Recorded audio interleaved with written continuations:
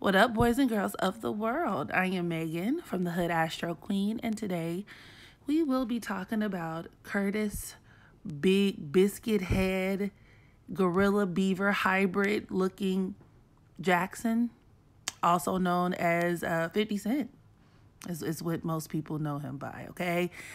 I already did a natal chart reading on this man, so this won't be necessarily a comprehensive reading, but I do want to touch on certain components within his chart that could explain and address some of the backlash or some of the comments that he's received backlash for within the past, I would say maybe 48 to 72 hours.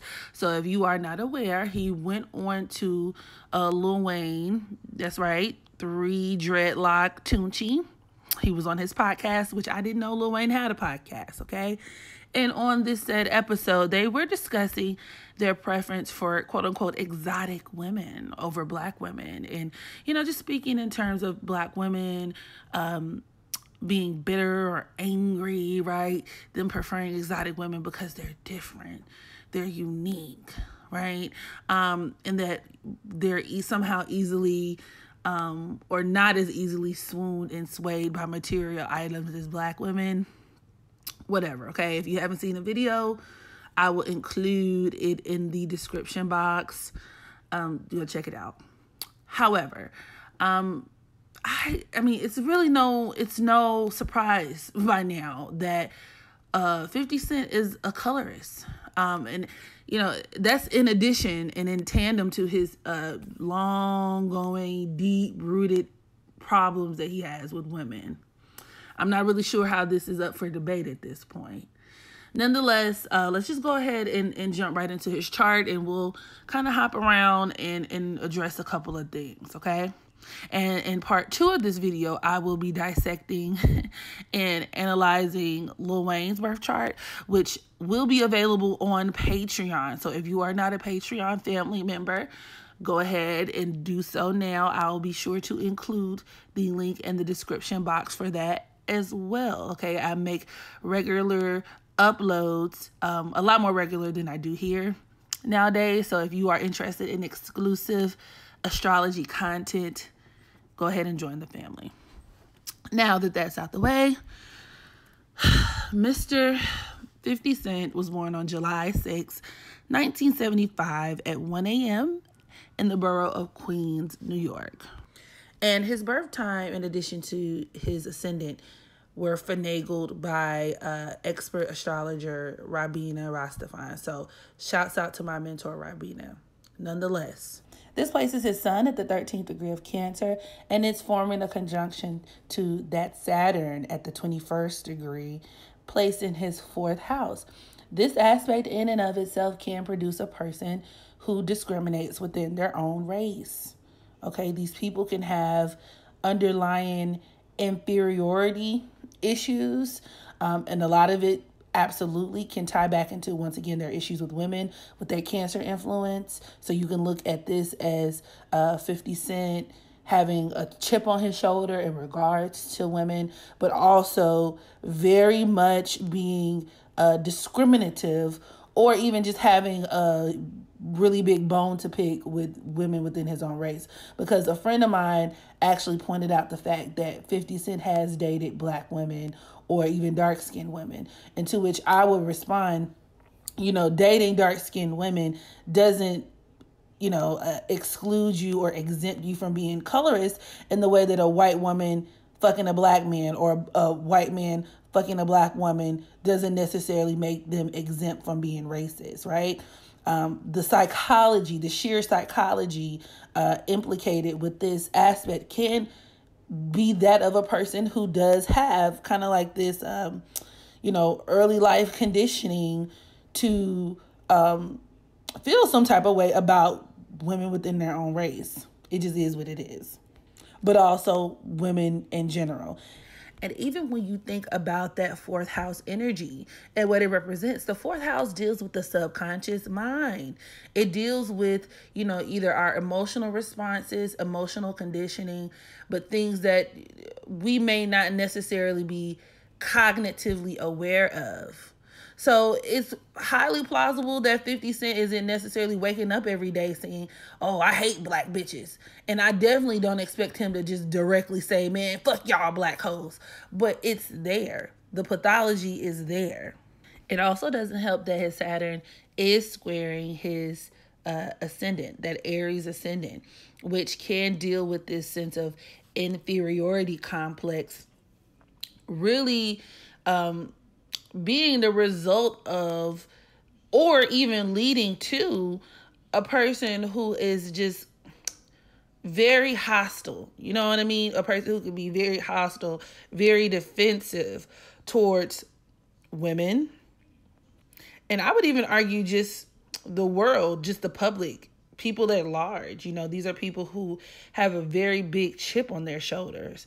And speaking of chip on your shoulder, I mean, Sun conjunct Saturn, especially in the fourth house, can make a person very bitter. But also, he has Chiron in his first house, you know, as well. That Chiron at the 27th degree of Aries in his first house can definitely deal with a person who, I mean, these people could have been bullied from very early ages, or have been, you know, made fun of. There is a very large inferiority complex at play. This is also reinforced with his Chiron opposing his Uranus in the 7th house of Libra. So you can even look at that as him, you know, being ostracized or alienated from groups of people. And like I said, these wounds typically tend to occur very early on in childhood. And it could have greatly impacted or shaped his own sense of identity. Once again, with that Aries energy, right? Aries on the ascendant, Chiron in Aries, there is a sense of damage to one's own sense of self. And I mean, we're not going to ignore the fact that 50 Cent looks like a Georgia bulldog. He looks like some sort of pit bull or an ape of some sort. Like, he is not an attractive man. His body is a completely different story. He's always been very statuesque, very much in shape. And he definitely has that Aries energy to thank for that. Another manifestation of this Aries on the ascendant and Chiron Aries in the first house, I mean, it can deal, and this is unrelated at this point, I'm kind of just going on a tangent, but this could absolutely deal with him getting shot 9 times at that, because that number 27 breaks down to 9. So there's that. And then in opposition to that Uranus in the 7th house, that can even deal with him and his combative type of behavior and his disposition, you know, attracting and garnering a lot of enemies, you know, that could deal with there being a lot of people who have it in for this man. But I digress. Another reason why, you know, just in general, I had a really difficult time buying into 50 Cent as a person, right? I mean, his music, I mean, he has songs, give or take, that I could enjoy and appreciate. But as a person, I just always thought of him to be a particularly disgusting individual, partially because of the way that he relates to his own son and his own child. And tying it back to that Sun conjunct Saturn in the 4th house of Cancer, that could absolutely deal with him having a lot of karma, past life attachment to the relationship with his son Marquise. You could even look at the fact that his Venus at the 27th degree of Leo is squaring his Scorpio North node. That could also result in just straight up vitriol style hatred for a child. I also wouldn't be surprised if 50 Cent has had his share of STDs with this aspect as well, but I digress. But even in terms of how he relates to women, this very much spells out a man who can control. He likes to control. He likes people, or particularly women, whom he can control. And a lot of that control does have a lot to do with his financial status, him being such a huge businessman. I mean, and the interesting thing, too, with him being a Scorpio North Node, that Scorpio North Node deals with power. And it's so ironic that he has a show called Power. I mean, same thing with his Cancer Sun squaring Pluto. This is a very controlling man. And also Venus in Leo, especially, or Venus in the fifth house, in some cases, can produce a man who is very shallow in terms of what they look for in a woman. So these are men who could be attracted to women who make them look good, women who are, just quote unquote stereotypical, the trophy type of women that they feel like they can parade and show off. So if the national standard is set that is to be an exotic woman, then absolutely they will be intrigued with exotic women. That's really not that far off.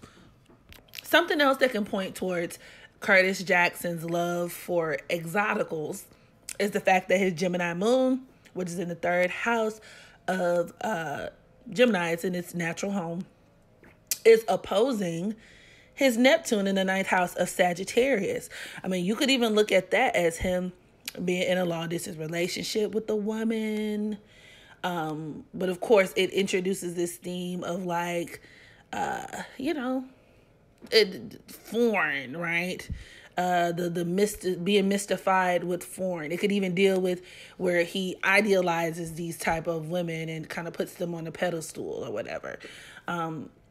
I also found it kind of interesting because given that I know that he's wrote a book, at least one book before.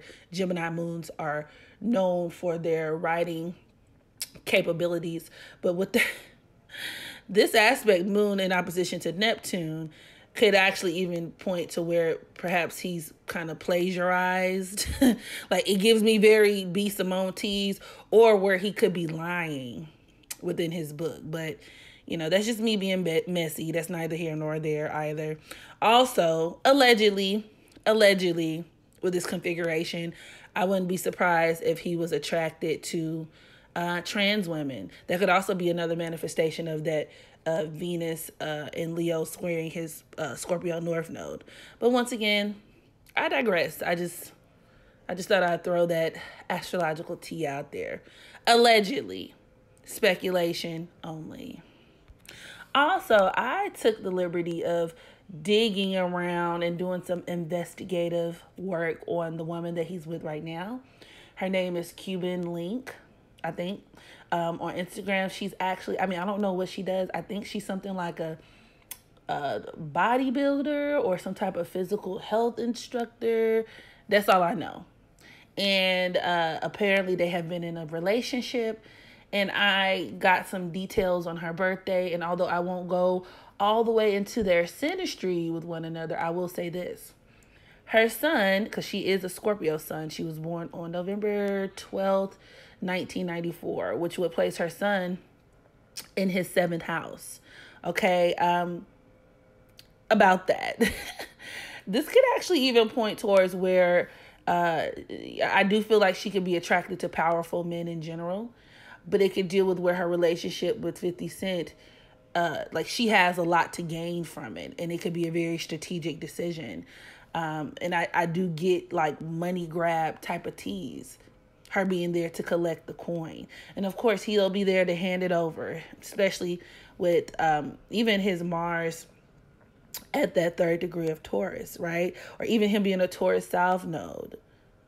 And contrary to what 50 Cent likes to portray, I remember when he filed for bankruptcy, right? You can even look at that with that Scorpio North Node. But given the fact that his Venus is squaring this North Node, you can even look at that as him not being that great with money. Or at the very least, investing in things or making a lot of investments that don't pay off. But he gives me cash cow type of tea. You know what I mean? So...